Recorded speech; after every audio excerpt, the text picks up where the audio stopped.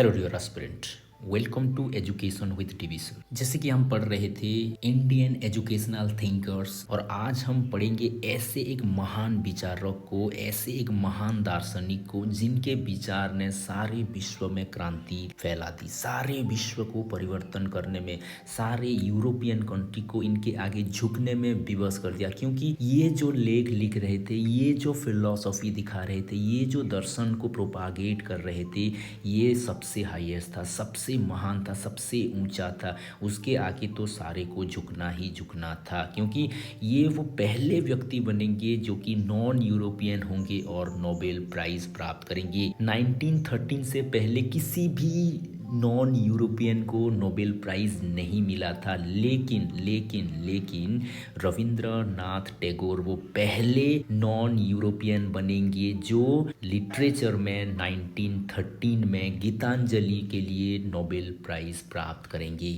अगर आप गीतांजलि को पढ़ोगे ना, गीतांजलि क्या है? गीतांजलि ये है गीतों की अंजलि, यानी कि कलेक्शंस ऑफ पोएम, बहुत सारे डेडिकेशन के, समर्पण के, बहुत सारे भक्ति के, इतने गहरे गहरे विचार रखने वाले पोएम्स का वो कलेक्शंस है। अगर आप गीतांजलि को पढ़ोगे, वहाँ का जो पहला पोएम है और उसका जो पहला लाइन में ही आप उनका फैन बन जाओगे, आप इनका गहराई को पालोगे। गीतांजलि तो वैसे भी बंगाली में लिखा गया था, उसको बाद में बहुत सारे लैंग्वेज, ऑल इंडियन लैंग्वेज में इसको ट्रांसलेशन किया गया, फिर अंग्रेजी में बहुत सारे लैंग्वेज में ट्रांसलेशन किया गया। तो इसका जो पहला पोएम की पहली लाइन है, क्या लिखते हैं रविंद्रनाथ टैगोर? ये गर्भ भरा मस्तक मेरे प्रभु चरण में झुकने दे। ओ गॉड, जो अहंकार मेरे सर पे है, जो अहंकार मेरे मन में है, जो अहंकार मैंने ये किया, मैंने ये लिखा, मैंने ये प्राप्त किया, ये अहंकार ही तो मुझे आगे जाने में रोकता है, ये अहंकार ही तो तेरी भक्ति करने में रोकता है, ये अहंकार ही तो मानव को मानव के रूप में देखने को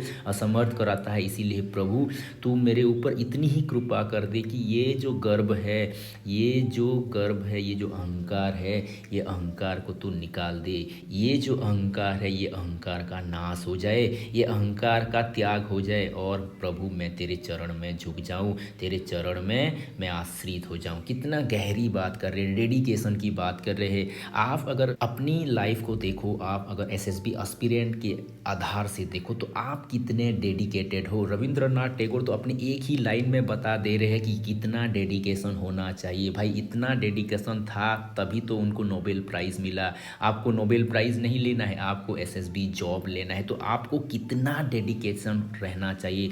आपका डेडिकेशन कितना है? क्या 1 घंटा डेडिकेशन काफ़ी है? क्या 2 घंटा काफ़ी है? क्या 4 घंटा काफ़ी है? आप जो दे रहे हो, क्या उतना काफ़ी है to get the SSB job?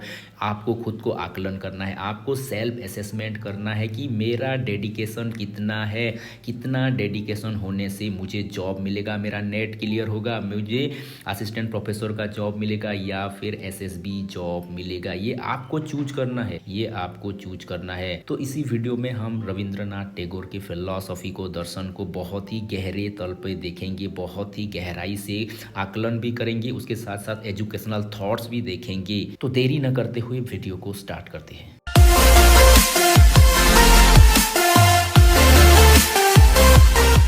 तो रविंद्रनाथ टैगोर को हम स्टार्ट करेंगे उनके ही एक महान कोट के साथ, महान वाक्य के साथ, one of the greatest quote जो कि एजुकेशनल थॉट्स में बहुत बार आता है, बहुत सारे क्वेश्चंस इसके ऊपर पूछे जाते हैं। टैगोर जी क्या कहते हैं? ए teacher can never truly teach unless he is still learning himself. जब तक एक शिक्षक खुद नहीं पढ़ रहा होगा, वो औरों को पढ़ा ही नहीं सकता। आप अगर सीख नहीं रहे हो तो आप औरों को सिखा ही नहीं सकते। तो रविंद्रनाथ टैगोर क्या कह रहे हैं? ए टीचर क्या करना चाहिए? टीचर वो है जो हमेशा कुछ ना कुछ सीखता रहता है, कुछ ना कुछ पढ़ता रहता है, कुछ ना कुछ जानता रहता है। यानी कि खुद के अंदर जो भूख होगा, वही वो कहीं ना कहीं स्टूडेंट के अंदर इम्पार्ट होगा। स्टूडेंट भी वही क्यूरियोसिटी लेके आगे बढ़ेगा अगर आप में क्यूरियोसिटी है तो, क्योंकि आप क्यूरियस होंगे तो बहुत सारे आयामों को टच करेंगे, बहुत सारे नॉलेज को आप टच करेंगे, आप नॉलेज के धनी बन जाएंगे, और उसी धन से आप ज्ञान को ज़्यादा बेहतर में दे पाएंगे। इसीलिए रविंद्रनाथ टैगोर क्या कहते, a lamp can never light another unless it continue to burn its own flame. जब तक एक दीपक खुद नहीं जल रहा होगा वो औरों को जला ही नहीं सकता, और दीपक को जला ही नहीं सकता। एक बुझे हुए दीपक कभी भी एक बुझे हुए दीपक को जला ही नहीं सकता, लेकिन एक जलता हुआ दीपक एक बुझे हुए दीपक को जला सकता है। इसीलिए learning is the key to success. Learning को अपनी क्या बना दो, स्ट्रेंथ बना दो। आप सीखते रहो सीखते रहो सीखते रहो, किसी भी कंडीशन में आपको सीखना ही सीखना है। आप टीचर नहीं बने हो तो भी आप सीख रहे हो, आप टीचर बन गए तो भी आपको सीखना पड़ेगा। जितना आप सीखते जाओगे उतना खुद में इम्प्रूवमेंट आता जाएगा। इसीलिए learning is the key to success कहा जाता है। लर्निंग करते रहना है। ये बहुत ही बड़ा कोट है, बहुत ही बड़ा कोट है। कभी भी नहीं समझना कि मैंने तो मास्टर कर लिया, मैंने तो पीएचडी कर लिया, मैंने तो एमफिल कर लिया, अब मुझे पढ़ना नहीं है, अब मुझे पढ़ाना है। लेकिन नहीं, आप जब तक नहीं पढ़ोगे आप बेटर पढ़ा ही नहीं सकते। आपने बहुत पढ़ा है, ठीक है, बहुत अच्छा है, लेकिन आपको फिर भी अपने आप को इम्प्रूव करने के लिए पढ़ना पड़ेगा, आपको अप टू डेट करने के लिए पढ़ना पड़ेगा, आपको बेहतर करने के लिए आपको पढ़ना पड़ेगा। Learning is the way to improve yourself, learning is the way to expand yourself. Okay, तो इंट्रोडक्शन में देखेंगे उनके लाइफ स्केच के बारे में, उनके लाइफ को जानेंगे तो उनको जानने के लिए हमको ईजी होगा।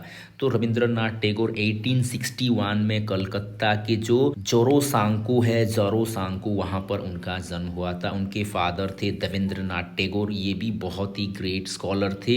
ये ब्रह्म समाज को फॉलो करने वाले थे। ब्रह्मो समाज के चलते उनका जो थॉट्स उनके दिमाग में था, जैसे ब्रह्मो समाज का बहुत सारे थॉट्स थे, रिफॉर्मेशंस थे, समाज को परिवर्तन करने की जो चाह थी, वो कहीं ना कहीं रविंद्रनाथ टैगोर की लाइफ में इन्फ्यूज हुआ।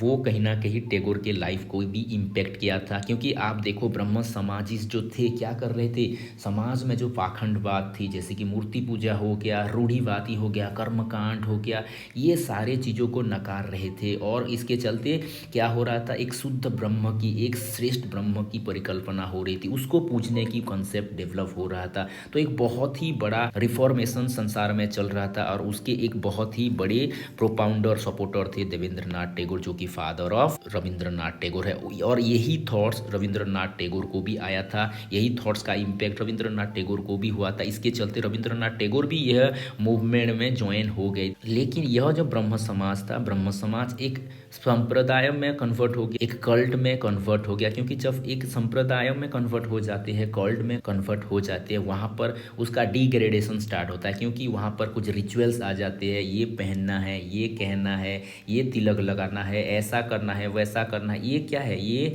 बहुत सारे रूढ़िवादी वहाँ पर स्टार्ट हो जाते हैं। इसके चलते आप में जो स्वतंत्रता थी, आप में जो फ्रीडम थी, आप में जो freedom of expression, freedom of thoughts था, वो धीरे धीरे कम होने लगता है। इसके चलते टैगोर को अनुभव हुआ कि यहाँ पर फ्रीडम ऑफ माइंड या फिर फ्रीडम ऑफ थॉट्स या फिर स्वतंत्रता की कुछ ना कुछ कमी आ रही है, स्वतंत्रता हैम्पर हो रहा है। इसके चलते रविंद्रनाथ टैगोर ने यहाँ से किनारा कर लिया या फिर ब्रह्म समाज को छोड़ दिया और अपनी इंडिपेंडेंट थॉट्स क्रिएट करने लगे, अपनी इंडिपेंडेंट थॉट्स के जरिए दुनिया को देखने लगे। और इसी स्वतंत्रता के कारण, इसी फ्रीडम के कारण ये अपनी माइंड को एक्सपांड कर पाए और ये इतनी बेहतरीन लेवल की कविताएं लिखे हैं। आप फ्रीडम को लेके एक उनकी कविता है, when the mind is without fear, वहाँ पर वो क्या बता रहे हैं, हे प्रभु मुझे ऐसी दुनिया में ले चल जहाँ मन स्वतंत्र हो, जहाँ बुद्धि स्वतंत्र हो, देयर इज नो लिमिटेशन, कोई भी लिमिटेशन ना हो। यानी कि वो कह रहे हैं where the mind is without fear and head is held height, where knowledge is free, where the world has not been broken off into fragments by narrow domestic wall, where words came out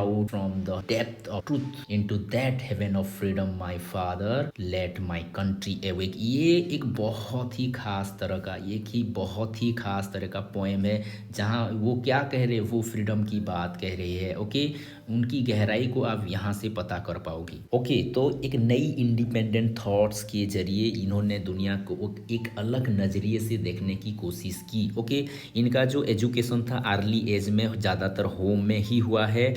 okay, इन्होंने Nobel prize प्राप्त की गीतांजलि के लिए 1913 में। Okay, इनको knighthood का उपाधि भी दिया गया है। नाइटहुड उपाधि जिनको मिलता है उनके नाम के आगे सर लिखा जाता है, सर रविंद्रनाथ टैगोर। लेकिन जो 1990 में जालियाना वाला बाग का जो कांड हुआ, बहुत ही बड़ा दर्दनाक कांड हुआ था, उसी कांड के चलते नाइटहुड उपाधि को क्या क्या उन्होंने त्याग कर दिया, उसको सरेंडर कर दिया, उसको रिटर्न कर दिया। ओके, फिर उनका जो सबसे greatest contribution to the field of education है वो है शांति निकेतन बोलपुर में 1901 में 1901 साल में स्थापना हुआ, जो कि बाद में चल के विश्व भारती यूनिवर्सिटी, जो कि इंडिया का फोर्थ सेंट्रल यूनिवर्सिटी है, वो 1920 में कन्वर्ट हो गया। ये सबसे बड़ा कंट्रीब्यूशन है towards the field of education, और उनका निधन हुआ 1941 में। ओके, तो उनके फिलॉसफी को हम अच्छे से गहराई से देखेंगे ताकि उनको हम बेहतर समझ पाए और उनके एजुकेशनल थॉट्स को भी अच्छी तरह से समझ पाए। Philosophy of life. ओके, तो रविंद्रनाथ टैगोर को आप देखोगे, पढ़ोगे तो लगेगा कि ये आइडियलिस्ट भी है और ये नेचुरलिस्ट भी है, यानी कि ये दोनों आइडियलिज्म और नेचुरलिज्म को क्या करेंगे, फ्यूज करेंगे, यानी कि फ्यूजन देखने को मिलेगा। ये भगवत विश्वासी भी होंगे, भगवान की भी बात करेंगे, ब्रह्म की भी बात करेंगे, उसके साथ साथ मटेरियल वर्ल्ड की भी बात करेंगे, नेचर की भी बात करेंगे, यानी कि he was the fusion of idealism and naturalism. और ये क्या कहेंगे, ये यूनिवर्सल ब्रदरहुड की बात कहेंगे। मानव को मानव नहीं बल्कि ये क्या कहेंगे, मानव के अंदर जो पोटेंशियल ब्रह्म है उसको देखने की बात करेंगे। ये इंटरनेशनलिज्म की बात करेंगे, यानी कि सभी को समान दृष्टि से देखने की बात करेंगे। वसुधैव कुटुंब की बात करेंगे। ये यूनिवर्सल ब्रदरहुड की बात करेंगे। ये सबसे कोर आइडियोलॉजी है, सबसे कोर आइडियोलॉजी। कोई ऐसे भी कहता है, अगर आप मेटाफिजिकल एस्पेक्ट को देखोगे ना, इनका एक बहुत ही बड़ा आइडियोलॉजी है, divinising the human and humanising the God. यानी कि ये क्या कह रहे हैं, ह्यूमन को डिविनाइज करना है, ह्यूमन के अंदर जो डिविनिटी है, ह्यूमन के अंदर जो पोटेंशियल ब्रह्म है उसको निकालना है, उसको बाहर करना है, उसको अभिव्यक्त करने की कोशिश करना है। यानी कि मानव को मानव नहीं समझो मगर पोटेंशियल ब्रह्म समझो। ये कॉन्सेप्ट उनका सारी फिलॉसफी में देखने को मिलेगा, यानी कि डिविनाइजिंग द ह्यूमन। लेकिन ये और एक बात कहेंगे, humanise the God, humanise the God, यानी कि भगवान को इतना ऊंचा भी मत उठा दो। ये ब्रह्म का जो कल्पना जो आप देखते हो शंकराचार्य करते हैं, ऐसा ब्रह्म नहीं चाहिए। ये कहते हैं गॉड ऐसा होना चाहिए जो मानव के दर्द को महसूस करे, मानव को मानव के रूप में देखे। रविंद्रनाथ टैगोर की जो जितने भी आप पोएम को पढ़ोगे, ये तो खुद का एक कोई भी फिलॉसफी नहीं देती है, लेकिन जो पोएम को पढ़ोगे आपको अनुभव होगा कि ये क्या कर रहे हैं, ये गॉड को ह्यूमनाइज कर रहे हैं, गॉड को ह्यूमन के रूप में देखने की कोशिश कर रहे हैं, या फिर ह्यूमन पोटेंशियल के आधार पे गॉड का निर्माण कर रहे हैं, ऐसे आपको लगेगा। ह्यूमनाइज गॉड, ह्यूमनाइज गॉड का मतलब क्या हुआ, ह्यूमनाइज गॉड का मतलब हो गया जैसे एक ह्यूमन दूसरे ह्यूमन की दर्द को अनुभव करता है, सिंपैथी रहता है, उसको जाके क्या करता है, उसके दुख को दूर करने की कोशिश करता है। गॉड भी वैसा ही है, गॉड भी क्या करेगा, गॉड भी ह्यूमन की पेन को फील करता है। वो भी क्या करेगा, वो कहेगा I am with you, don't worry, आपका दुख दूर हो जाएगा, आपकी दुख दूर करने के लिए मैं ये कर रहा हूँ ना, डोंट वरी। ये ऐसा कहने वाला गॉड होना चाहिए। ये कहना है किसका, ये कहना है रविंद्रनाथ टैगोर का। ओके, तो दो कॉन्सेप्ट यहाँ पर आ रहे हैं। क्या आ रहा है, डिविनाइजिंग ह्यूमन एंड ह्यूमनाइज गॉड। ये कॉन्सेप्ट है core ideology of Rabindranath Tagore. तो अल्टीमेट रियलिटी के बारे में रविंद्रनाथ टैगोर क्या कहते हैं वो भी थोड़ा दे लेते हैं। Tagore consider God is the supreme reality. ये गॉड को सुप्रीम रियलिटी मानती है, लेकिन ये और भी एक कॉन्सेप्ट कहती है, गॉड ने क्या किया है, गॉड ने खुद को मैनिफेस्ट किया है थ्रू दिस वर्ल्ड। ये वर्ल्ड क्या है, ये वर्ल्ड गॉड का मैनिफेस्टेशन है, यानी कि गॉड अपने आप को मैनिफेस्ट किए है है इसी वर्ल्ड के जरिए, ये वर्ल्ड उसका प्रतिरूप है। You have to see in such a manner to realise the God. Okay, इसीलिए वो कह रहे हैं कि ये सारा दुनिया क्या है, ये सारा दुनिया गॉड की ही अभिव्यक्ति है, साकार फॉर्म की अभिव्यक्ति है। जैसे हम वेदांत में पढ़ते हैं गॉड निराकार कॉन्सेप्ट है, गॉड निराकार है तो उसका साकार फॉर्म क्या है, ये नेचर है, ये दुनिया है, ये वर्ल्ड ही उसका साकार फॉर्म है। यानी कि this universe is the reflections और the manifestation of the supreme God. God की ये रिफ्लेक्शंस है या फिर मैनिफेस्टेशन है या कि ये उसका प्रतिरूप है। ओके, फिर ये सोल की एग्जिस्टेंस को भी मानते थे और सोल का ये 3 फॉर्म की बात करते थे। क्या है सोल के पहले फॉर्म जो बताते हैं वो क्या है, वो है इंक्लिनेशन टुवर्ड सेल्फ डिफेंस, यानी कि वो जीवात्मा है। जीवात्मा का मतलब क्या है, उसके अंदर सेल्फ प्रिजर्वेशन है, सेल्फ डिफेंस का मैकेनिज्म ऑलरेडी भरा हुआ है। वो क्या करेगा, वो अपने आप को प्रोटेक्ट करेगा, वो अपने आप को क्या करेगा, दुनिया के जो चैलेंजेस है, दुनिया के जो थ्रेट्स है, वो थ्रेट से बचने की कोशिश करेगा या फिर प्रोटेक्ट करेगा। यानी कि सेल्फ प्रिजर्वेशन, सेल्फ डिफेंस का जो क्वालिटी उनके अंदर ही है। ऐसे मत सोचो कि कोई भगवान आएगा तुमको बचाएगा, कोई सत्ता आएगा तुमको बचाएगा, कोई महात्मा आएगा तुमको बचाएगा। तुम में भगवान ने इतनी शक्ति देकर भेजी है तो खुद को क्या करना है, खुद को अपनी प्रॉब्लम से ऊपर उठाना है, खुद को सारी समस्याओं से ऊपर उठाना है। यानी कि face the challenges, face the threat so that you will be overcome from that challenges और थ्रेट। ये कहना है रविंद्रनाथ टैगोर का। ये हो गया पहला फॉर्म, पहला रूप।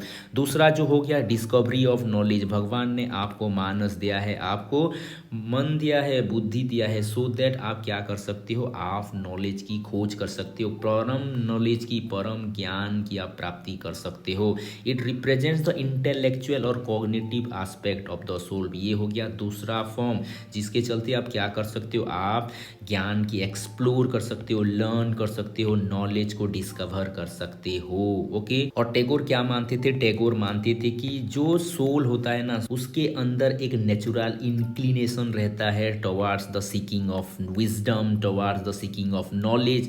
वो एनलाइटमेंट की तरफ जाएगा ही, वो अंडरस्टैंडिंग की तरफ जाएगा ही। कोई भी बंदा आप देख लो, कोई भी मनुष्य आप देख लो, वो अंधेरे में रहना नहीं चाहेगा, वो अज्ञान के अंदर डूबने को नहीं चाहेगा। उसको ज्ञान चाहिए, उसको मुक्ति चाहिए, उसको समझ चाहिए। सभी सोल का ये नेचुरल इंक्लिनेशन है, ये नेचुरल टेंडेंसी है। ओके, तो ये हो गया दूसरा फॉर्म, ज्ञान स्वरूप। ओके, तो ये जो तीसरा हो गया, ये तीसरा हो गया infinite form of the soul. Infinite form, ये फाइनाइट नहीं है, इसके अंदर असीम संभावनाएं छुपी हुई है। इनफाइनाइट और अनलिमिटेड है, ये लिमिटेड है ही नहीं। तो इसको क्या कह रहे हैं रविंद्रनाथ टैगोर, ये कह रहे हैं ये इनफाइनाइट इन नेचर है या फिर स्पिरिचुअल इन नेचर है, क्योंकि ये एक पार्ट है, किसका पार्ट है, यूनिवर्सल कॉन्शियसनेस का ही अंश है, या कि डिविनिटी का, या कि आप ऐसे कह सकते हो ब्रह्म का ये अंश है, ब्रह्म का ये प्रतिरूप है।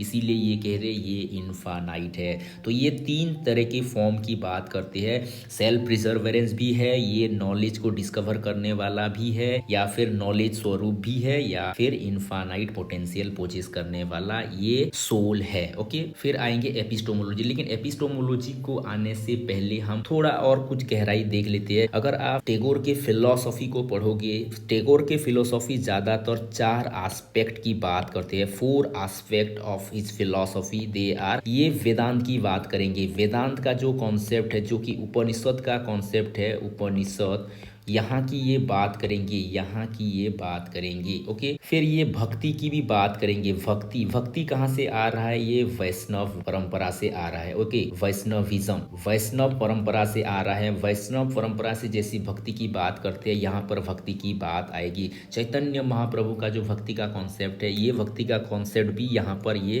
इन्फ्यूज करेंगे अपनी फिलॉसफी में। फिर ये फॉरेन का जो ह्यूमैनिज्म है, मानववाद है, क्योंकि उसी टाइम मानववाद का ज़्यादा एवोल्यूशन हो रहा था, तो ह्यूमैनिज्म को भी ये क्या करेंगे, अपनी दर्शन में लाएंगे। ये वेस्टर्न फिलॉसफी हो गया। और जो लास्ट है, ये सिंपैथी को लाएंगे। सिंपैथी, औरों के दुख को अंडरस्टैंड करने की ये बात करेंगे, यानी कि ये क्रिश्चियनिटी क्रिश्चियनिटी का कॉन्सेप्ट को यहाँ पर लाएंगे। ओके, तो ये चार जो बेसिक फिलॉसफी है, बेसिक एस्पेक्ट है, ये चार आपको देखने को मिलेगा टैगोर के फिलॉसफी से। ओके, तो फिर एपिस्टोमोलॉजी के बारे में ये क्या कहते हैं उसको भी थोड़ा देख लेते हैं। तो एपिस्टोमोलॉजी यानी कि ज्ञान मीमांसा, यानी कि ज्ञान तत्व क्या है, ज्ञान क्या है, सोर्सेस ऑफ नॉलेज क्या है, प्रोसेस ऑफ नॉलेज, ये सारा कुछ हम एपिस्टोमोलॉजी में देखते हैं। तो टैगोर क्या कहते हैं, कौन सा ज्ञान सच्चा है, वो भी थोड़ा देख लेते हैं। टैगोर एक्सेप्ट करते थे कि spiritual knowledge as well as physical knowledge both are necessary, दोनों चाहिए, क्योंकि स्पिरिचुअल नॉलेज चाहिए टू अंडरस्टैंड द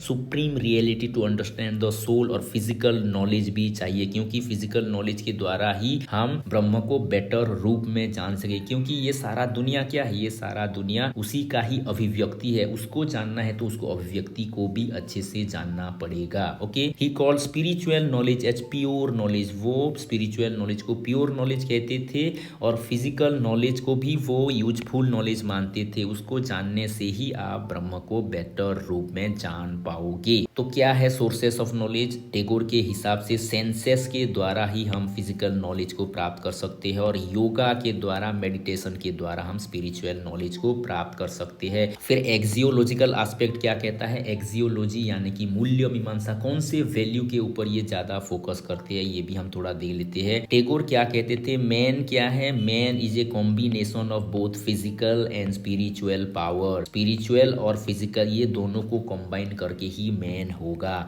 आप ऐसे नहीं कह सकते जैसे कि सिर्फ आइडियलिस्ट कहते हैं सिर्फ स्पिरिचुअल पावर्स ही मैन है, ऐसे आप नहीं कह सकते, और ये बहुत ही नैरो है, ऐसे कह नहीं सकते।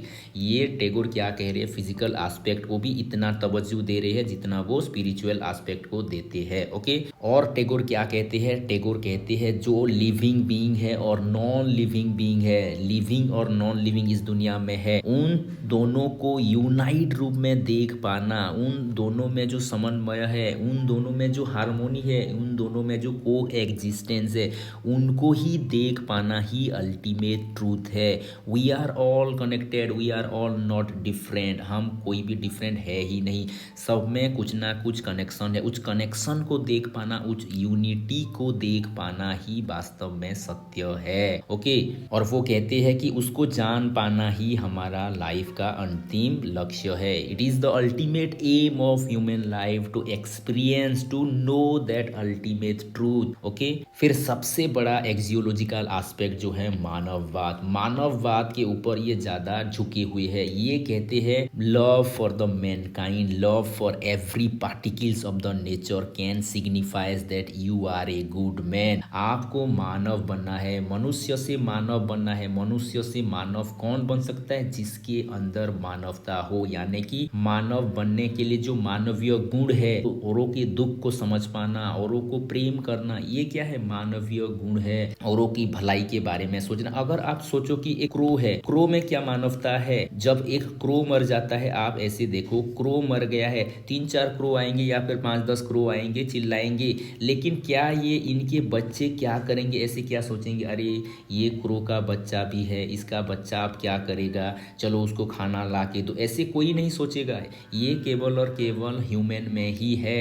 ह्यूमन क्या करेगा? ह्यूमन बहुत ही डीपर प्रोस्पेक्टिव में औरों के दुखों को अनुभव कर पाता है। यही तो मानवता है ना, यही मानव को विशेष बनाता है। और यही गुण वो क्या करेंगे? यही गुण को वो फिट करेंगे कहाँ पर? गॉड में फिट करेंगे। इसीलिए उनका जो कॉन्सेप्ट है ह्यूमनाइज गॉड, गॉड को वो ह्यूमनाइज करेंगे। ओके, और इसके साथ साथ ये यूनिवर्सल ब्रदरहुड की भी बात करेंगे। यूनिवर्सल ब्रदरहुड यानी कि इंटरनेशनलिज्म, यानी कि सारा विश्व एक परिवार है, इसी का कॉन्सेप्ट ही है। तो ये सब था फिलोसॉफिकल एस्पेक्ट ऑफ टैगोर। फिर हम देखेंगे एजुकेशनल थॉट्स क्या है, एजुकेशनल फिलोसफी क्या है एज पर टैगोर। ओके, तो पहले हम एजुकेशन के बारे में देख लेते हैं। उन्होंने एजुकेशन को क्या कहा है? उन्होंने कहा है कि एजुकेशन क्या है, तो क्या कह रहे हैं टैगोर? टैगोर कह रहे हैं हाईएस्ट एजुकेशन क्या है? हाईएस्ट एजुकेशन वो है जो यूनिवर्स के सारे चीजों के साथ, वो चाहे जीव हो गया, चाहे कोई पार्टिकल्स हो गया, कोई मैटर हो गया, कोई ऑब्जेक्ट हो गया,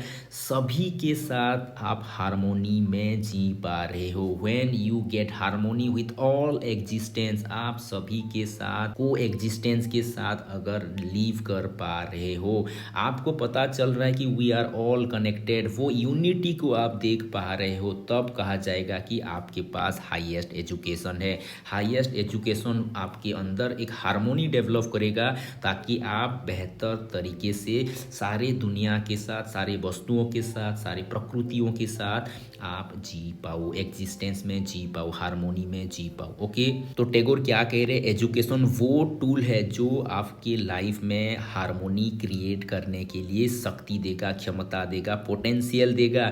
ये आपको नेचर के साथ कनेक्ट होने में मदद करेगा या कि आपको एक नेचुरल लाइफ जीने में आपको हेल्पफुल होगा। ओके, तो ये था एजुकेशन के बारे में। फिर हम देख लेते हैं एम ऑफ एजुकेशन क्या है, शिक्षा का लक्ष्य क्या होना चाहिए एज पर टैगोर। टैगोर कहते हैं एजुकेशन का फंडामेंटल पर्पस क्या है। तो एजुकेशन का फंडामेंटल पर्पस सिर्फ यह नहीं है कि हमारे अंदर नॉलेज की पूर्ति हो, हम नॉलेज से फुल हो जाए, लेकिन नॉलेज तो लेंगे ही लेंगे, लेकिन उसके साथ सबसे बड़ी एस्पेक्ट जो है bond of love and bond of friendship with man and man. इंसान को अगर आप इंसान के रूप में देख पा रहे हो, मैन को आप मैन के रूप में देख पा रहे हो, तो ही आपको कहा जाएगा कि आपके पास रियल एजुकेशन है। रियल एजुकेशन का काम ही है आपको नॉलेज देने के साथ साथ आपके अंदर जो मानवता छुपी है, आपके साथ साथ जो मानवीय भावनाएं छिपी है, उस भावनाओं को विकसित करना। ओके, सो दैट आप संसार की दुखों को जान सकोगे, उनके दुखों से आप सिंपैथी के साथ खड़े हो सकोगे, आप उनके दुखों को जान पाओगे, उस दुख को दूर करने के लिए आप एफर्ट लगाओगे। ओके, तो ये हो गया एम ऑफ एजुकेशन। फिर टैगोर कहते हैं the highest aim of education is to realisation of self. ये तो आइडियलिस्टिक कॉन्सेप्ट है ना, खुद को जान पाना। लेकिन ये जो खुद को जानने की बात करेंगे, ये थोड़े आइडियलिज्म से थोड़ा अलग है, क्योंकि आप देखो ये क्या कह रहे हैं, ये कह रहे हैं हमारे अंदर जो इनफाइनाइट पोटेंशियलिटीज है, या फिर ये ऐसा भी कहेंगे कि हमारे अंदर जो मूल मानवीय भावनाएं है उनको जान पाना, उनको बाहर लेके आ पाना, यही वास्तव में सेल्फ रियलाइजेशन है। आप मनुष्य से क्या हो रहे हो, आप मनुष्य से मानव बन रहे हो। मनुष्य से मानव बनने की यात्रा ही सेल्फ रियलाइजेशन है। ओके, फिर ये कहते हैं फिजिकल एस्पेक्ट की डेवलपमेंट की बात करेंगे। एजुकेशन का काम है फिजिकल एस्पेक्ट को डेवलप करना, क्योंकि आप फिजिकल द्वारा ही आप क्या करोगे, आप दुनिया को एक्सप्लोर करोगे, नेचर को एक्सप्लोर करोगे। फिर ये कहेंगे एम ऑफ एजुकेशन का काम है मेंटल एस्पेक्ट को डेवलप करना, सोशल एस्पेक्ट को डेवलप करना। ओके, फिर ये कहते हैं सबसे बड़ा एम क्या है, to prepare the individual for the service of the country. देश की सेवा के लिए, मानवता की सेवा के लिए, सारे दुनिया की सेवा के लिए आपको अपने आप को प्रिपेयर करना है। और ये प्रिपेयर कौन कराएगा, एजुकेशन कराएगा, यही तो एजुकेशन का काम है।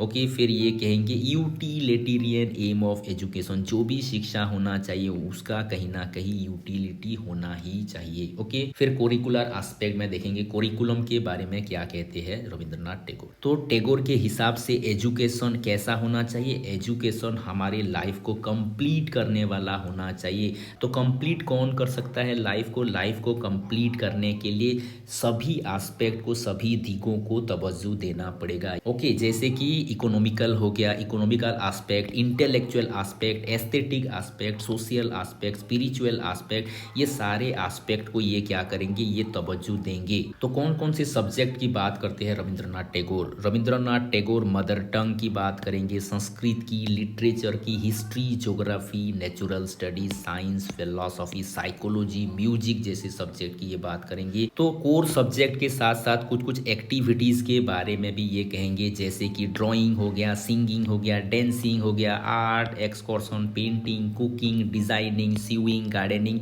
ये कौन सा एस्पेक्ट को बता रहा है, ये वोकेशनल एफिकेसी को बता रहा है। जितना बच्चे ज़्यादा करेंगे, जितना बच्चे ज़्यादा सीखेंगे, जितना बच्चे अपनी हैंड्स का, अपनी ऑर्गेन का यूज करके सीखेंगे, उतना ज़्यादा बेटर ह्यूमन बीइंग बन पाएंगे, या फिर आप ऐसे कह सकते हो ये आत्मनिर्भरशील बन पाएंगे, सेल्फ सपोर्टिंग बन पाएंगे। ओके, सेल्फ सपोर्ट एजुकेशन भी टैगोर फेवर कर रहे हैं। ओके, और सारे एक्टिविटीज इंस्टीट्यूशन में होना चाहिए अकॉर्डिंग टू टैगोर। ये कहते हैं सोशल सर्विस भी होनी चाहिए, समाज सेवा भी होना चाहिए। डूइंग मैनुअल लेबर, ये तो बहुत ही बड़ी एस्पेक्ट है। मैनुअल लेबर, स्वेच्छा सेवा के बारे में ये कहते कहते हैं। ओके, फिर कहते हैं पार्टिसिपेशन इन कम्युनिटीज एक्टिविटी, जो कम्युनिटी का एक्टिविटी जैसे समाज में बहुत सारे एक्टिविटीज चल रहा है, उस एक्टिविटीज में भी पार्टिसिपेट करने को एजुकेशन क्या करना चाहिए, एजुकेशन में प्रोग्राम होना चाहिए। ओके, फिर कौन से मेथड ऑफ टीचिंग के बारे में टैगोर कहते हैं। टैगोर के मेथड ऑफ जो टीचिंग है ये कहते हैं डायरेक्ट एक्सपीरियंस, क्योंकि नेचर के बारे में ये कहेंगे, नेचर के साथ को एक्जिस्टेंस के बारे में कहेंगे, तो ये क्या कहेंगे,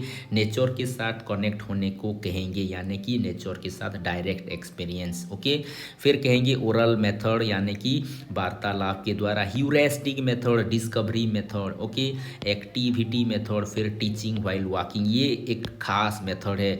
वॉक करते करते भी आप क्या कर सकते हो, जो नॉलेज लिए हो वो नॉलेज को आप चर्न कर सकते हो, या फिर टीचर के साथ वॉक करते करते टीचर आपको सिखाएंगे। ये एक बहुत ही बेहतरीन मेथड है, आप खुद के साथ करके देखो। आप कुछ क्लासेस कर लो, अब आप वॉक के लिए चले जाओ 10 मिनट 15 मिनट या 20 मिनट, और चलते चलते आप जो पढ़े हो उसको रिकॉल करने की कोशिश करो, उसको याद करने की कोशिश करो। देखना प्रकृति को जो सानिध्य में आप जा रहे हो, फ्रेश एयर में जो आप जा रहे हो, आपका माइंड ज़्यादा बेहतर में ओपन अप होगा, रिकॉल करने की बहुत ज़्यादा कोशिश करेगा, और वो ज़्यादा देर तक आपको याद रहेगा। ओके, इसीलिए टीचिंग विद वॉकिंग भी ये कहते हैं। उसके साथ साथ डिबेट भी और डिस्कशन मेथड भी ये प्रीफर करते थे। ओके, तो टैगोर डिसिप्लिन के बारे में क्या कहते थे, ये कहते थे एजुकेशन का सबसे बड़ा ऑब्जेक्टिव है freedom of mind. Freedom of mind, इनका एक पोएम भी है, when the mind is without fear and head is held high. बहुत ही हाई लेवल का वो पोएम है। वो क्या कहते हैं, ऐसी एक दुनिया हो जिस दुनिया में मन में कोई भी फियर ना हो। हे प्रभु, मुझे ऐसी दुनिया में ले चल जहां मन स्वतंत्र हो, बुद्धि स्वतंत्र हो। ये कहना था टैगोर का, यानी कि ऑब्जेक्टिव ऑफ एजुकेशन क्या हो गया,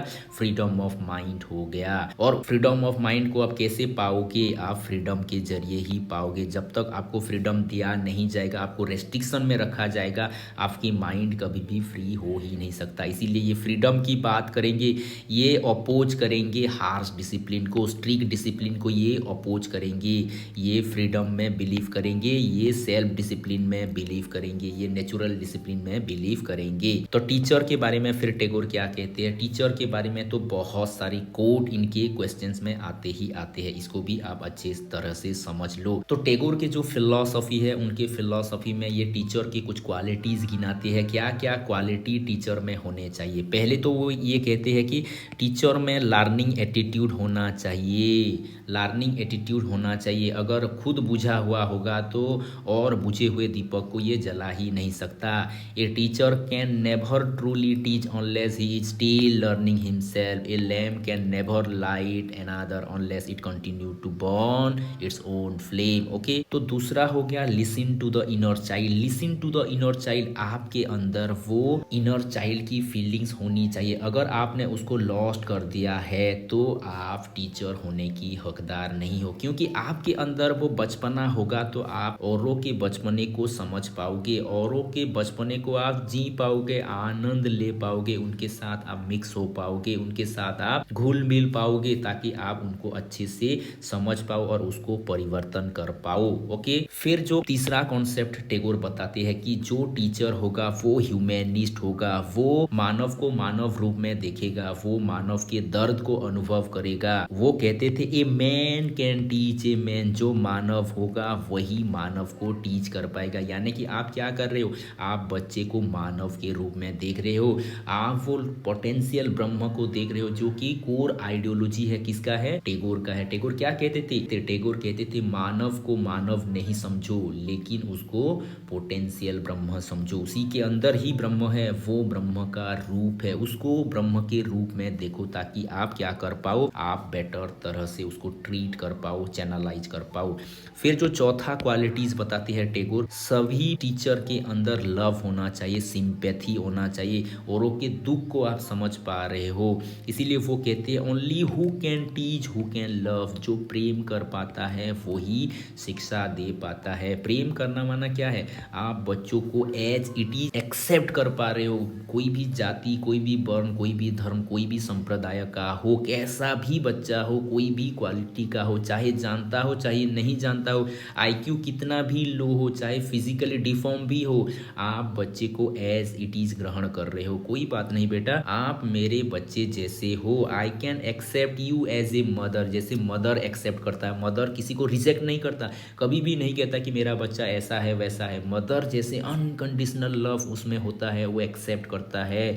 आप भी अगर एक टीचर हो तो बच्चे को आपको ऐसे ही एक्सेप्ट करना है। इसको तो लव कहा जाता है ना। लव का मतलब क्या है? Which has no bound, which has no condition, जिसमें कोई कंडीशन नहीं होता, कोई बाउंड्रीज नहीं होता, कोई लिमिटेशन नहीं होता, उसी को तो आप लव कहोगे ना। Unconditional acceptance is love. Unconditional acceptance, आप एक्सेप्ट कर रहे हो। टैगोर कहते हैं मैं उसी को टीचर मानता हूँ जिसके अंदर क्या है? पेशेंस है या फिर सहन शक्ति है, टॉलरेंस है। आपने पढ़ा दिया, पढ़ाने के बाद 2-3 सवाल बच्चों से पूछे, कोई बच्चा जवाब नहीं दे रहा है तो आप इम्पेशेंस हो जाते हो, आप इनटॉलरेंस हो जाते हो। कोई कोई तो बंदे ऐसे भी होते हैं, बच्चे को पीटने लगते हैं। ओके, आपके अंदर पेशेंस होना चाहिए। आपको बच्चे को अच्छे से अंडरस्टैंड करना है। What ever you have implanted in the mind of the child, जो भी सीड आपने बच्चे की मन में रोपण किया है उसको टाइम लगेगा। कोई कोई बच्चा ऐसा होगा कि फट से उत्तर दे देगा, कोई कोई बच्चा ऐसा होगा 2 दिन के बाद देगा, कोई 10 दिन के बाद देगा। ये पेशेंस की बात कर रहा है, ये टॉलरेंस की बात कर रहा है। यानी आपके पास टॉलरेंस होगा, आपके पास पेशेंस होगा तो आप पता कर पाओगे कि बच्चों ने कितना समझा है, कोई बच्चा क्यों उत्तर दे नहीं पा रहा है, कोई बच्चा क्यों फट से जवाब दे रहा है। ओके, तो ये हो गया पेशेंस की बात, ये हो गया टॉलरेंस की बात। Okay, according to Tagore teaching is an act of sacrifice. ये बहुत ही बड़ी बात कह रहे हैं टैगोर। ओके, तो टैगोर क्या कह रहे हैं? टीचिंग क्या है? टीचिंग हो गया एक्ट ऑफ सैक्रिफाइस। आपको सैक्रिफाइस करना सीखना होगा, क्योंकि टीचिंग कोई जॉब ऐसा नहीं है कि कोई जॉब आप पाओगे। आप किसी के सामने सम्मान पाने के लिए नहीं पढ़ा रहे हो, ये सैक्रिफाइस है। आपने जिम्मेदारी ली है ताकि एक बेहतर समाज कर सको, बेहतर मनुष्य कह सको, या फिर मनुष्य को मानव में कन्वर्ट कर पाओ, या फिर उसके अंदर में जो मानवता छुपी है उसको बाहर निकाल पाओ, एक बेहतर दुनिया क्रिएट कर पाओ। ये आपने जिम्मेदारी ली है, इसके लिए आपको सैक्रिफाइस करना पड़ेगा। It is the act of sacrifice. आप ऐसे मत सोचो कि एसएसबी जॉब मिल गया तो बैठ के मुझे आराम से 80,000 मेरे पॉकेट में आएगा। आपको पढ़ाना पड़ेगा। आपके सर पे एक कॉलेज की जिम्मेदारी होगी, लाखों बच्चों की, हजारों बच्चों की जिम्मेदारी आपके ऊपर होगा। आप कितना बेहतर पढ़ा पाते हो, कितना बेहतर बच्चों को समझा पाते हो, कितना बेहतर उनके भावनाओं को मोल्ड कर पाते हो, चेंज कर पाते हो, सेव कर पाते हो, ये आपके ऊपर रहेगा। ये भाई ये इंजॉयमेंट नहीं है, ये बहुत ही बड़ा सैक्रिफाइस है। बहुत सारी चीज़ों को आपको सैक्रिफाइस करना पड़ेगा for the sake of student, for the sake of the world, for the sake of student. Okay, तो ये हो गया टीचर्स के बारे में। ओके, तो स्टूडेंट के बारे में टैगोर क्या कहते हैं उसको भी थोड़ा देख लेते हैं। टैगोर कहते हैं 3 एस्पेक्ट का मतलब फ्रीडम हो गया, फुलनेस हो गया, वास्टनेस हो गया। ये तीनों चीज़ें एजुकेशन में इंक्लूड करना चाहिए ताकि स्टूडेंट बेटर से फ्लरिश्ड हो पाए, स्टूडेंट बेटर हो पाए, स्टूडेंट खुद को इम्प्रूव कर पाए, स्टूडेंट अपने आप को ओपन अप कर पाए। ओके, इसके साथ साथ टैगोर क्या करते हैं? टैगोर ब्रह्मचर्य के ऊपर भी फोकस करते हैं। ओके, टैगोर का जो पहला स्कूल था ब्रह्मचर्य स्कूल, उन्होंने वहाँ पर बहुत सारे एक्सपेरिमेंट भी किए थे। अगर आप उनके लाइफ स्टोरी को पढ़ोगे तो वहाँ पर बहुत सारा कुछ वर्णन किया गया है। ओके, फिर स्कूल के बारे में टैगोर क्या कहते हैं? टैगोर कहते हैं कि ट्रेडिशनल जो स्कूल है, अंग्रेजी जो स्कूल है, अंग्रेज ने जो स्कूल बनाया है वो one type of prisons house है, एक तरह के कारागार है। वो कहते हैं नेचर के अंडर, फ्री एटमोसफियर के अंडर टीचिंग होना चाहिए। इसके चलते ये कंट्रीब्यूट क्या करेंगे? ये कंट्रीब्यूट करेंगे शांति निकेतन की। तो शांति निकेतन के बारे में भी आगे चल के हम देखेंगे। ओके, तो क्या है special contribution of Tagore towards education, towards the field of education? सारे विश्व को रविंद्रनाथ टैगोर का सबसे बड़ा अवदान क्या है, या फिर शिक्षा के क्षेत्र में इनका सबसे बड़ा अवदान क्या है, वो भी थोड़ा देख लेते हैं। तो पहले हम देखेंगे इनका लिटरेरी कंट्रीब्यूशन। इन्होंने बहुत सारे poems, novel, plays, short stories, books on education बहुत सारे लिखे हैं। पोएम्स में तो इनका सबसे जो फेमस है गीतांजलि। गीतांजलि गीतों की अंजलि, कलेक्शन ऑफ पोएम्स। ओके, फिर उसके साथ साथ Manasi, Sonar Tari, okay, where the mind is without fear, ये भी हमने देखा। ये बहुत ही यूनिक क्वालिटी का पोएम है, आपको जरूर पढ़ना चाहिए। आप टीचर बनने जा रहे हैं तो where the mind is without free को आप पढ़ो। बहुत ही छोटा पोएम है, आपको लगेगा कि इतना इतना वास्ट लेवल का आइडियोलॉजी ये दे रहे। तो इन्होंने नॉवेल भी लिखा है, गोरा लिखा है, चकोर वाली, शेर कविता ऐसे लिखा है। फिल्म के जो बहुत ही जाने माने डायरेक्टर है उन्होंने डायरेक्ट किया है, ओके, जो कि है stories bye Rabindranath Tagore. YouTube में भी देख सकते हो, एपिक चैनल में भी आता है। ये चकोर वाली जो कॉन्सेप्ट है ना, चकोर वाली का सीरियल वहाँ पर है। एक दो पीरियड में एक एक स्टोरी वो देते थे, बहुत ही यूनिक लेवल का है, बहुत ही अच्छा लगता है, आप देख सकते हो, ओके। फिर प्ले के बारे में ये कहते हैं पोस्ट ऑफिस, चित्रांगदा, चित्रा या फिर राजा, ये हो गया बहुत ही बड़े बड़े प्ले। शॉर्ट स्टोरी भी बहुत सारे इन्होंने लिखा है, जैसे कि फिकारीन हो गया पहला शॉर्ट स्टोरी उनका। फिर हो गया काबुली वाला, छुट्टी या फिर हॉलीडेज, फिर अतिथि, ऐसे बहुत सारे शॉर्ट स्टोरीज है, ओके। काबुली वाला मैंने पढ़ा है, छुट्टी मैंने पढ़ा है, बहुत ही यूनिक है। काबुली वाला देखोगे कि कैसे एक बागदाद शहर से एक आया है और यहाँ पर रह गया है और उसका बच्चे को याद कर रहा है, यहाँ से एक बच्ची के साथ उसका रिलेशन हो गया है, उसको अपने बच्ची जैसा दिख रहा है, और कैसे स्टोरी आगे बढ़ता है आपको लगेगा कि एक यूनिक कॉन्सेप्ट है, ओके। फिर रविंद्रनाथ टैगोर ने एजुकेशन के ऊपर बहुत सारी बुक्स लिखे हैं, जैसे कि शिक्षा हेर फेर, तपोवन, स्त्री शिक्षा, माई स्कूल, शिक्षा विकरण, ओके, बोधेर साधना, शिखर मिलन, ऐसे करके बहुत सारी बुक्स है। बंगाली में भी कुछ लिखा है, अंग्रेजी में भी कुछ लिखा है, ओके। और इनका जो सबसे बड़ा contribution in the field of education है वो है शांति निकेतन। शांति निकेतन सबसे बड़ा कंट्रीब्यूशन है। शांति का निकेतन, निकेतन मतलब घर, शांति का घर, abode of peace, abode of peace, okay. शहर से कोसों दूर, शहर के जो शोर शराबे से कोसों दूर में खड़ा है शांति निकेतन। ये 1901 में बोलपुर में इस्टेब्लिश हुआ था बाय रविंद्रनाथ टैगोर, और ये बाद में अपग्रेड हो गया विश्व भारती यूनिवर्सिटी। विश्व भारती यूनिवर्सिटी जो कि 1921 में इस्टेब्लिश हुआ था। ये भी क्वेश्चंस बहुत बार आता है, विश्व भारती किस ईयर में इस्टेब्लिश हुआ था? 1921 में, ओके। जो कि बाद में बहुत सारे रिक्वेस्ट के बाद 1951 में सेंट्रलाइज्ड हो गया। ये हुआ था fourth central university of India. और ये जो विश्व भारती यूनिवर्सिटी है बहुत ही खास यूनिवर्सिटी है, क्योंकि आप देखो जितने भी सेंट्रल यूनिवर्सिटी है यहाँ के जो चांसलर होते हैं वो होते हैं प्रेसिडेंट होते हैं, प्रेसिडेंट यहाँ के चांसलर होते हैं। जितने भी स्टेट यूनिवर्सिटी होते हैं यहाँ के जो चांसलर होते हैं वो गवर्नर होते हैं, ओके, गवर्नर होते हैं। लेकिन यही मात्र एक ही सेंट्रल यूनिवर्सिटी है विश्व भारती यूनिवर्सिटी जिसके चांसलर है खुद प्राइम मिनिस्टर है, प्राइम मिनिस्टर ही यहाँ के चांसलर है, ओके। लेकिन जो विजिटर सभी के विजिटर्स होते हैं, सेंट्रल यूनिवर्सिटी के सभी के विजिटर्स होते हैं प्रेसिडेंट, और या फिर स्टेट यूनिवर्सिटी के विजिटर होते हैं गवर्नर, ओके। तो क्या इसको खास बनाता है, शांति निकेतन क्यों स्पेशल है, क्यों यूनिक है, उसको भी देख लेते हैं, ओके। ये गुरुकुल सिस्टम से बेस्ड है, ये नेचर के लैब में बना हुआ एक बेहतरीन स्कूल है, बेहतरीन स्कूल।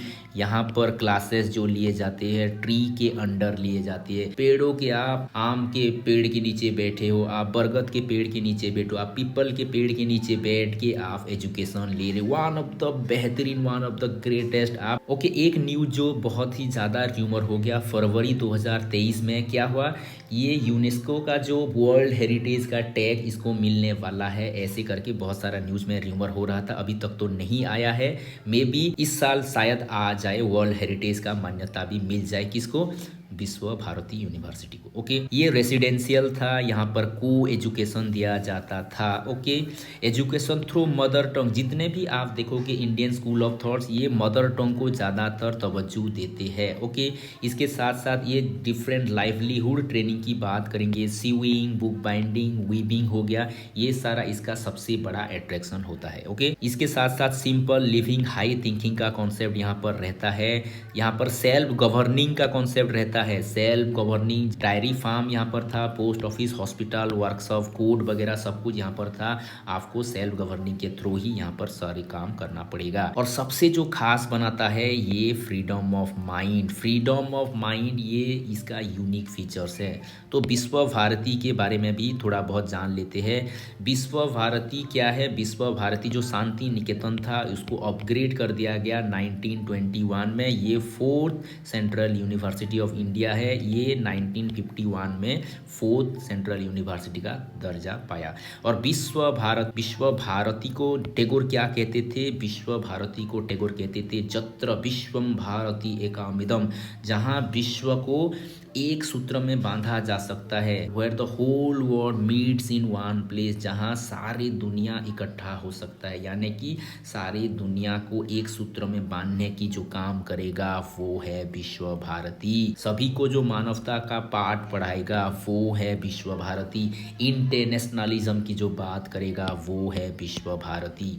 आप ऐसे मत समझो कि विश्व भारती ऐसे परिकल्पना हो गई, विश्व भारती ऐसे बन गया और ऐसे पॉपुलर हो गया। विश्व भारती बनाने में जो मेहनत टैगोर ने की है, यू कैन नॉट इमेजिन। जैसे गोपबंधु दास ने भी उड़ीसा में, आप देखो 1909 में जो सत्यवादी वन विद्यालय बनाया है, उन्होंने भी बहुत सारे प्रॉब्लम झेली है। जो भी स्कूल खुलता है बहुत सारे प्रॉब्लम, बहुत सारे हडल की सामना करना पड़ता है। इन्होंने भी जब स्टार्ट किया 5 स्टूडेंट के साथ स्टार्ट किया था। शांति निकेतन जब स्टार्ट हो रहा है कितने स्टूडेंट थे? सिर्फ 5 स्टूडेंट थे। लेकिन देखो अब जब विश्व भारती यूनिवर्सिटी हो गया है, 1130 एकड़ का बहुत ही एनलार्ज कैंपस है इसका, ओके। लेकिन जब विश्व भारती स्टार्ट हो रहा है या फिर शांति निकेतन स्टार्ट हो रहा है, बहुत ही कम पैसे उनके पास है। सबसे बड़ा जो कारण बनता है ना स्कूल की इस्टेब्लिशमेंट की, वो होता है फाइनेंशियल कॉज। इनके पास महज आप देखो सिर्फ और सिर्फ 1800 रुपये ही था, तो 1800 रुपये से ही स्टार्ट हुआ। लेकिन इतने ज़्यादा फाइनेंशियल प्रॉब्लम बाद में आने लगे कि ऐसा भी एक समय आया था, इनका जो वाइफ थे मृणालिनी देवी, ओके, मृणालिनी देवी, इन्होंने क्या किया? इन्होंने अपनी ऑर्नामेंट तक बेच दिया भाई, ऑर्नामेंट तक बेच दिया, सारे गहने ये क्या कर दिया, सारे गहने बेच दिए in order to establish such an institution, such an educational school, educational institution. फिर बाद में जाके इनका जो थॉट्स को लोगों ने देखा, फिर एंड्रूज आए। एंड्रूज को हमने पिछले बार पढ़ा ना, बताओ कमेंट में एंड्रूज को क्या कहा जाता है, क्या उपाधि दिया जाता है? जो महात्मा गांधी को क्रिश्चियन बनाने के चक्कर में आए थे और खुद कन्वर्ट हो गए, खुद गांधीयन फिलोसॉफी के सपोर्टर बन गए, यहाँ पर गरीबों की हजारों लाखों की जीवन को परिवर्तन कर दिया। किस उपाधि को भूषित किया जाता है उनको, आप कमेंट करके बताओ। एंड्रूज, CF एंड्रूज ने भी बहुत सारे चंदा इकट्ठे किए for the sake of educational institution, okay. फिर उसके साथ साथ पार्सन आए, पार्सन्स का जो हॉस्पिटल है, हॉस्पिटल से भी कुछ बहुत सारे डोनेशन यहाँ पर आए, बहुत सारे। फिर वैसे मैडम डीना भी जो थे, डीना DINA डीना जो थे, उन्होंने भी बहुत सारे कंट्रीब्यूशन दिए। ऐसे करके बहुत सारे फॉरेनर, इंडियन, बहुत सारे डोनेशन दे के इसको आगे बढ़ाने की कोशिश की। तभी तो ये विश्व भारती बन पाया, तभी तो ये वन ऑफ द ग्रेटेस्ट, कोई तो ऐसा भी कहता है ये वर्ल्ड का फर्स्ट लिविंग हेरिटेज यूनिवर्सिटी है। तो इसको कहा जाता है वर्ल्ड के first living heritage university. Living heritage है ये, लिविंग हेरिटेज है। इसके चलते तो इसको अभी यूनेस्को का अप्रूवल मिला है ताकि इसको वर्ल्ड हेरिटेज का टैग मिल पाए, क्योंकि दुनिया में ये यूनिक ही है, यूनिक यूनिवर्सिटी है, जो कि क्योंकि यहाँ पर आप जीता जागता हेरिटेज की दर्शन करोगे। लिविंग हेरिटेज है ये भाई, लिविंग हेरिटेज, ओके।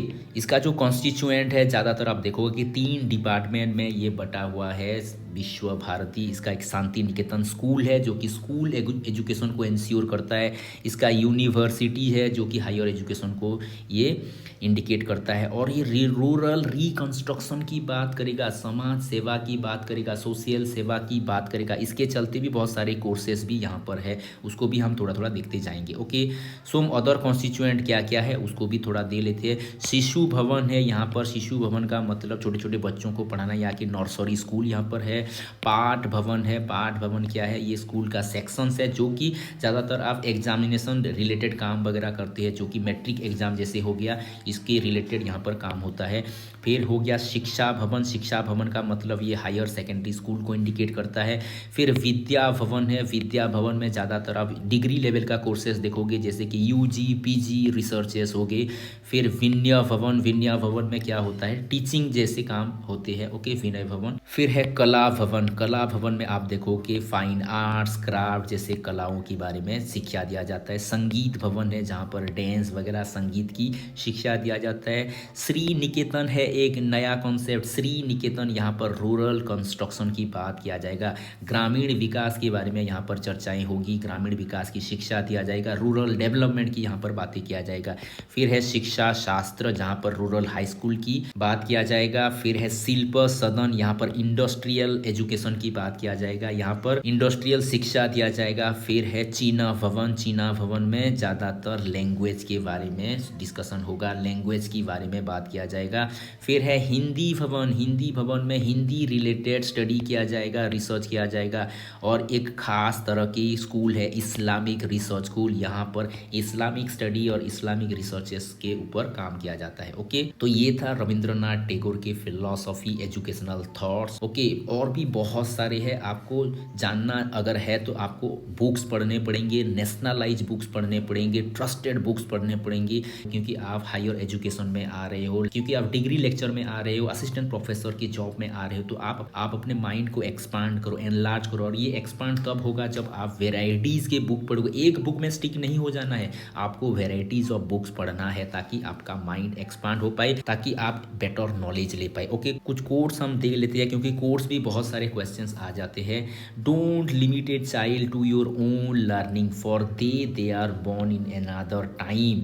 आप किसी बच्चों को लिमिट मत करो, उसको फ्रीडम दो, उसको अनलिमिटेड की तरफ ले जाओ। Okay, the highest education is that which does not merely give information only but to make our life in harmony with all existence. ये बहुत ही फेमस कोट है, इसको भी अच्छे से आप याद कर लो। ओके, ये क्या करेगा, एजुकेशन का काम है हार्मोनी क्रिएट करेगा सभी एग्जिस्टेंस के साथ। ये सबसे बड़ा कोट है, इसको भी अच्छे से आप याद करो। Okay, the main objective of teaching is not to give explanation but to knock at the door of the mind. Mind की एक्सपांड करने की बात करेगा। टीचिंग का मतलब एक्सप्लेन कर देना नहीं है, टीचिंग का मतलब है एक्सपांशन ऑफ माइंड, माइंड को खुल देना, माइंड को विकसित कर देना, माइंड को एनलार्ज कर देना। ओके, ये भी कोट बहुत ही फेमस कोट है, इसको भी आप अच्छे से याद रखो। Education is not the filling of a pail but the lighting of a fire, lighting of a fire. Okay, क्यों ये कह रहे हैं, ये ऐसा नहीं है कि ह्यूमन माइंड खाली है उसमें आप भरना है, ये बाल्टी है, बाल्टी में आप ज्ञान की बूंदे भरोगे नहीं भाई, आप उसके माइंड को इतना एक्सपांड कर दो, इतना माइंड में जानने की ललक पैदा कर दो, जानने की इच्छा की ललक पैदा कर दो, क्यूरियोसिटी इतना पैदा कर दो कि वो अपने आप एक्सप्लोर करे सारे विश्व को। ये लाइटिंग ऑफ फायर है। ये भी एक कोट है। माइंड क्या है, माइंड में अगर लॉजिक होगा तो ये नाइफ जैसा है, एक ब्लेड जैसा है, ये सबको खुरेदेगा, जिस हाथ ने उसे पकड़ा है उसको भी ये खुरेदेगा। यानी कि जो लॉजिकल माइंड होगा ये कुछ भी ऐसे वैसे ग्रहण कर नहीं देगा, वो सभी चीज़ों में अपनी लॉजिकल माइंड को इनपुट करेगा, इनपुट करके ही जांचेगा, परखेगा, ठोकेगा, उसके बाद ही उसको ग्रहण करेगा। ये टीचर, ये तो सबसे बड़ा कोट है भाई, ये सबसे बड़ा कोट है, ये बहुत बार क्वेश्चंस आया है, इसको अच्छे से आप याद करो। A teacher can never truly teach unless they are still learning themselves. ये सबसे बड़ा कोट है। टीचर अगर सीख नहीं रहा है तो वो टीच कर ही नहीं सकता। अगर एक लाइट जला हुआ नहीं है तो बुझे हुए लाइट को वो जला ही नहीं सकता। ओके, फिर ये ह्यूमन रिलेशन के लिए भी कोड दिए है, इसको भी थोड़ा बहुत देख लो। The flower is single need not envy the thorn, ये भी थोड़ा बहुत कोड है, फ्लावर के ऊपर कोड दिया गया है, इसको भी देख लो। लेकिन ज़्यादातर एजुकेशनल रिलेटेड कोड ही आते हैं, इसको आप अच्छे से समझ लो। ये भी एक बहुत ही बड़ा कोड है। The water in a vessel sparkling, अगर छोटे चम्मच में, अगर छोटे बर्तन में, अगर छोटे वेसल्स में पानी होगा तो वो बहुत ज़्यादा उछलेगा। लेकिन आप देखो सी का वाटर क्या है, सी का वाटर बहुत ही गहरा है और बहुत ही शांत है। समुद्र को आप देखो, गहरे समुद्र में चले जाओ, डीप सी में चले जाओ, there is no sparkling, there is no wave, wave बिल्कुल नहीं है, लहरा बिल्कुल नहीं है। समुद्र के किनारे लहरा होता है। तो इसके जरिए वो क्या बता रहे हैं, जो छोटे वेसल्स है ये छोटे छोटे ट्रूथ के बारे में कह रहे हैं, और जो बड़े वेसल्स है सी है वो बड़े बड़े ट्रूथ है। जो बड़े ट्रूथ होंगे, जो ग्रेट ट्रूथ होंगे वो साइलेंट होंगे, वो साइलेंट होंगे भाई, वो साइलेंट होंगे। हाईएस्ट एजुकेशन क्या है ये भी हमने देख लिया है, एग्जिस्टेंस के साथ हार्मोनी क्रिएट करना। ओके, फिर ये जो कोट है, ये कोट नेचुरलिज्म की तरफ इंडिकेट करता है। आप आंख खोल के क्या देखोगे, आप न्यूनेस को देखो, न्यू को देखो। ये मत सोचो कि आज इतना तारीख है, कल चला गया, आज आया है, ये आज भी चला जाएगा, ऐसे नहीं देखो। आप ऐसे देखो कि आप एक न्यू बॉर्न बेबी हो, जैसे बच्चा दुनिया को देखता है उसी नजरिए से आप दुनिया को देखो। ओके, फिर नेक्स्ट कोट जो है, ये कोट इंडिकेट कर रहा है सर्विस की, सेवा के बारे में एक कोट है, इसको भी आप थोड़ा पढ़ के जाना। फिर ये जो कोट है फेसिंग द चैलेंजेस के बारे में बताता है। ये ज़्यादातर कोट आते नहीं हैं क्योंकि आप एजुकेशन फील्ड से रिलेट कर रहे हो, तो एजुकेशन के रिलेशन को लेके ही कुछ ना कुछ कोट्स आते हैं। ओके, ये भी नहीं आएंगे, ये तो उनके पोएम है, the mind is without fear. Okay, love does not claim possession but give freedom, ये भी एजुकेशन रिलेटेड नहीं है, लेकिन थोड़ा बहुत जानने के लिए आप इसको इस्तेमाल कर सकते हो। ओके, तो फिर देख लेते हैं टैगोर का कुछ क्रिटिसिज्म। इनको क्रिटिसाइज भी बहुत सारा किया गया है। ये ज़्यादा इम्फासिस कहाँ पर करते हैं, प्रैक्टिकल स्किल पर, इतना बहुत ज़्यादा फ्रीडम की ये बात करते हैं। फिर दूसरा है स्ट्रक्चरल करिकुलम का अभाव को भी बहुत सारे क्रिटिसाइज करते हैं। जो शांति निकेतन में कॉन्सेप्ट दिया गया है वहाँ पर स्ट्रक्चरल करिकुलम का कुछ ना कुछ, क्योंकि ये फ्रीडम की ज़्यादा बात करते हैं, नेचर की ज़्यादा बात करते हैं, नेचुरल वे में टीचिंग करने की, नेचुरल वे में लर्न करने की बात ज़्यादा करते हैं, इसीलिए स्ट्रक्चरल करिकुलम यहाँ पर नहीं होता है, इसीलिए ये भी उनका क्रिटिसिज्म लोग मानते हैं। ओके, ये पॉइंट भी बहुत सारे क्रिटिसाइज करते हैं क्योंकि ये यूनिवर्सल ब्रदरहुड की बात करते हैं, इंटरनेशनलिज्म की बात करते हैं। लेकिन क्यों रीजनलिज्म ज़्यादा आ रहा है, क्योंकि रीजन में ज़्यादातर कल्चरल आस्पेक्ट ज़्यादा रहते हैं, कल्चर डोमिनेंस ज़्यादा रहता है, कल्चर के आधार पे रीजनल ज़्यादा भाग रहता है। ओके, इसीलिए ये जो यूनिवर्सलिज्म बता रहे हैं, यूनिवर्सलिज्म का एक ये भी ड्रॉबैक है क्योंकि ये कल्चरल आस्पेक्ट को इग्नोर करेगा। ओके, फिर शांति निकेतन में एलिटिज्म की ऊपर भी बहुत सारी क्रिटिसाइज करते हैं। एलिट क्लास के ग्रुप ही यहाँ पर पढ़ाई पढ़ पाते थे, सब पढ़ाई नहीं पढ़ पा रहे थे। ओके, फिर नेग्लेक्शन ऑफ वोकेशनल ट्रेनिंग, ये बेसिक वोकेशनल की बात करते हैं, लेकिन हायर वोकेशनल जैसे इंडस्ट्रियल एजुकेशन जैसे हो गया उसको ये नेग्लेक्ट करते हैं। ओके, कोई जेंडर इक्वालिटी को लेके भी इनको क्रिटिसाइज किया हुआ है। फिर limited exposure of outside world के बारे में कोई इनको क्रिटिसाइज करता है। डिटैचमेंट फ्रॉम पॉलिटिकल इशू, क्योंकि पॉलिटिक्स से ये कोसों दूर जाके एक नई तरह की शिक्षा देने की बात करते हैं, इसको भी बहुत सारे क्रिटिसाइज करते हैं। कोई इनको बहुत ज़्यादा सिंप्लिसिटी के लिए भी क्रिटिसाइज करते हैं। ओके, क्योंकि यहाँ पर अगर देखोगे ये जो लास्ट पॉइंट है, नेचुरल वे में बच्चों को टीचिंग हो रहा है तो इनको एसेस करना भी मुश्किल हो जाता है, स्टूडेंट को प्रोग्रेस को एसेस करना भी मुश्किल हो जाता है। ये सब है छोटे छोटे बहुत सारे क्रिटिसिज्म इनके हैं, लेकिन one of the brilliant educational thoughts, one of the brilliant educational concept है ये। आप जितने भी एजुकेशनल थिंकर्स को देखे हुए होंगे, ये एक खास तरह के, ये एक खास आइडियोलॉजी के ऊपर ध्यान देने वाले टैगोर है। ओके, तो टैगोर के रिलेटेड बहुत सारे एमसीक्यूज है या फिर पीवाईक्यूज है जो कि एग्जाम पॉइंट ऑफ व्यू से बहुत ही इंपॉर्टेंट है, उसको भी हम देख लेते हैं। Okay, the fundamental purpose of education according to Tagore is not merely to enrich ourselves through the fullness of knowledge but also to establish the bond of friendship between। शिक्षा का काम सिर्फ और सिर्फ ज्ञान ले लेना नहीं है, बल्कि हमारे अंदर क्या करना है, फ्रेंडशिप क्रिएट करना है। किस किस के बीच, ये क्वेश्चंस कर रहा है, किस किस के बीच बॉन्ड क्रिएट करना है या फिर फ्रेंडशिप। ये तो डायरेक्ट कोट है भाई, ये डायरेक्ट उत्तर है, मैन और मैन के बीच। यहाँ पर ऑप्शन था आइडिया का। ओके, ना आइडिया होगा, ना थॉट होगा, ना नेचर होगा। बहुत सारे यूट्यूबर क्या करते हैं, ये कहते हैं मैन और नेचर, लेकिन ये नहीं होगा भाई, इनका तो डायरेक्ट कोट ही है, ये कोट है, डायरेक्ट कोट है, आप इसको छेड़खानी कर ही नहीं सकते। आप अगर मीनिंग के हिसाब से जाओगे तो वो नेचुरलिस्टिक थे, वो नेचर के बारे में बात करते थे, ये होगा ही होगा ऐसे करके लॉजिक देते हैं, लेकिन ये भाई उनका खुद का कोट ही है। वहाँ पर वो कह रहे हैं और मैन के बीच में बॉन्ड होना चाहिए, मानव के बीच में सिंपैथी होना चाहिए, वो दूसरे मानव के दुख को अनुभव करे। मानववादी का ये कॉन्सेप्ट है ना, ह्यूमैनिज्म का ये कॉन्सेप्ट है। क्यों भाई आप ज़बरदस्ती नेचुरलिज्म को यहाँ पर घुसा रहे हो। ह्यूमैनिज्म, उनका एक बुक भी है रिलीजियन ऑफ मैन करके। रिलीजियन ऑफ मैन का क्या रिलीजियन है, उनका सारा फिलोसॉफी मैन के ऊपर ही तो आधार है ना, डिविनाइजिंग द ह्यूमन। ह्यूमन को वो डिविनाइज करने की बात करेंगे, and humanise the God, God को वो ह्यूमन करने की बात करेंगे, ह्यूमनाइज करने की बात करेंगे। यानी कि क्या कह रहे हैं, मनुष्य और मनुष्य के बीच का जो बॉन्ड होना चाहिए, क्योंकि वो उनका दर्द को अनुभव करेगा, वो इसका दर्द को अनुभव अनुभव करेगा। ओके, इसकी बात ये कर रहे हैं, तो ये होगा इसका आंसर, ये तो होगा ही नहीं भाई। ओके, और जो भी बता रहे हैं मैन एंड नेचर, बहुत ही गलत बता रहे। आप जाके उनके बुक भी पढ़ लो, यही कॉन्सेप्ट आएगा, मैन एंड मैन। ओके, इसीलिए ऐसे यूट्यूबर से दूर रहो भाई, नहीं तो खुद भी बिगड़ोगे, और आप अगर जॉब वगैरह लग गया तो बच्चों को भी बिगाड़ दोगे। Okay, whose educational philosophy is mostly based on universal brotherhood. यहाँ पर इंटरनेशनलिज्म भी कहीं कहीं देता है। इंटरनेशनलिज्म या फिर यूनिवर्सल ब्रदरहुड के बारे में कौन ज़्यादा कहते हैं? ये कहते हैं टैगोर। ओके, विश्व भारती यूनिवर्सिटी कब इस्टेब्लिश्ड हुआ? 1921 में इस्टेब्लिश्ड हुआ।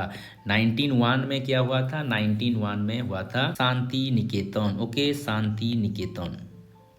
ओके, ये फिर अपग्रेड हुआ 1921 में, और 1921 के बाद नेशनलाइज कब हुआ? 1951 में नेशनलाइज हुआ। 1909 में क्या हुआ था?